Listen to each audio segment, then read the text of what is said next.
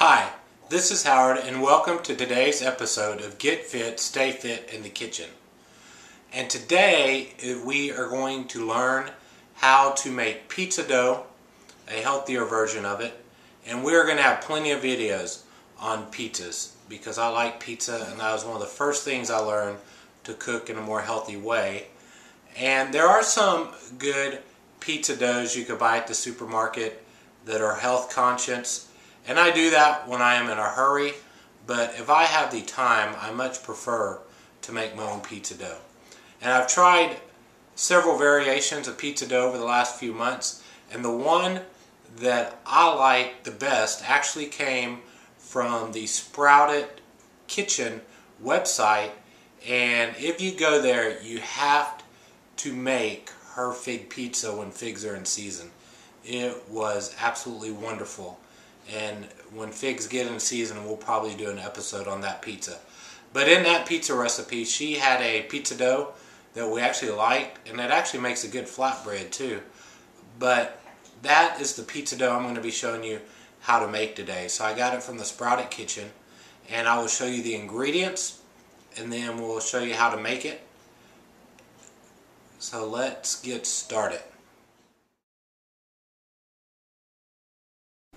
Here is the ingredients we'll be using today. First, we have 2 cups of unbleached flour, and then 1 cup of whole wheat flour, 1 teaspoon of the quick rising yeast, and then we're going to have 2 tablespoons of extra olive virgin oil, 2 teaspoons of sea salt, and then 2 tablespoons of chopped up chives.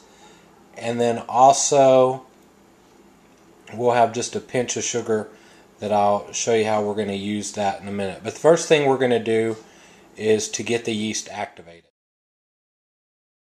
Okay, the way we activate our yeast is just get a half a cup of warm water. You can just run the water out of your sink till it gets hot enough, or I put mine in the microwave for about 30 seconds. Then we're going to take our teaspoon of yeast, put it in there, and just a pinch of sugar also. And then I just stir it up a little bit, not that much. And then we're going to just let it sit there for about 2 to 5 minutes. Just let it get activated and bubbly. So I usually let it sit there after I stir it for about 5 minutes just to make sure it is done. Now I've already put the wheat flour, the unbleached flour, and the 2 teaspoons of sea salt in the bowl, and we're going to get our yeast that we activated, and we're going to pour it in there, and then we're going to start mixing it like this, and then we will add a half a cup of water, the olive oil, 2 tablespoons of extra virgin olive oil, and then also the chives. Just sprinkle them in there like this, and then we're going to continue mixing until it becomes a doughy, and we're going to have to work it. And if you may have to add water little by little to get it working out, and then you're just going to take it and start kneading it like this. And I will come back when it is done instead of having you watch me for about 5 minutes. Okay, I got the dough mixed up where I wanted it, so I'm going to slide this out of the way for a minute. And what we're going to do is just grease this bowl a little with a little olive oil. And this is mainly so after we let it set that it will not stick to this bowl. And then I'm going to get the pizza dough here, set in the bowl,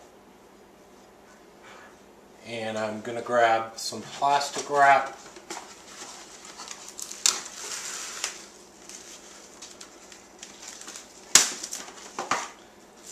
and put over the bowl, and then I'm going to store in a warm place for 2 hours, which I'm preheating my oven for something else, so I'm just going to let it set on top of my stove, and that would be plenty warm enough. And we just let it set for 2 hours.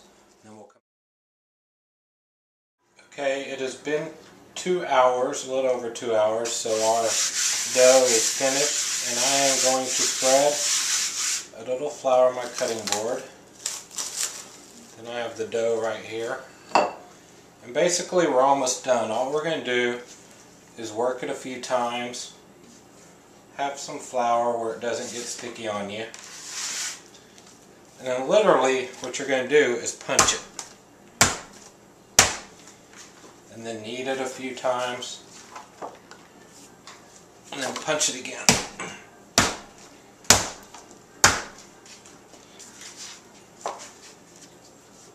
Now, this dough makes 2 large pizzas or 4 small pizzas. I'm planning to make large, so I'm going to break it up in 2. Actually, we're going to make 1 large and 2 small, so I'm going to break one side to about 2. I'm going to break this one in half to get our 2 small. And you can either store it in the refrigerator if you're not quite ready to roll it out, or you can roll it out.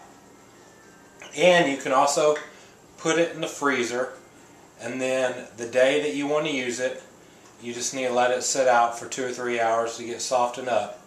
So if you're not ready to use it, just put it in some bags and store it in the freezer. Or if you're ready to use it, roll it out and make your pizza.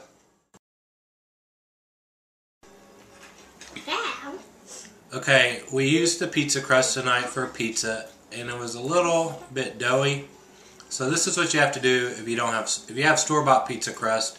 You just put it in the oven, heat it up with 10 minutes. But if you make your own pizza dough, here's how you fix the problem I had tonight. You roll it out, and then you put it in the oven for about 10 minutes, let it cook at the 450, and then take it out, flip it over, let it cook on the other side, and kind of get the pizza crust where you want it, and then put your toppings on. And it only takes 5 or 10 minutes, depending on your stove, to allow your toppings to melt. So I'd go ahead and cook the pizza crust and get it right where you want it, because we want a little bit more crunchier. And then add the toppings. We had some very good pizza at night, which will be in some videos, but it would have been even better if it had been a little bit more crunchier.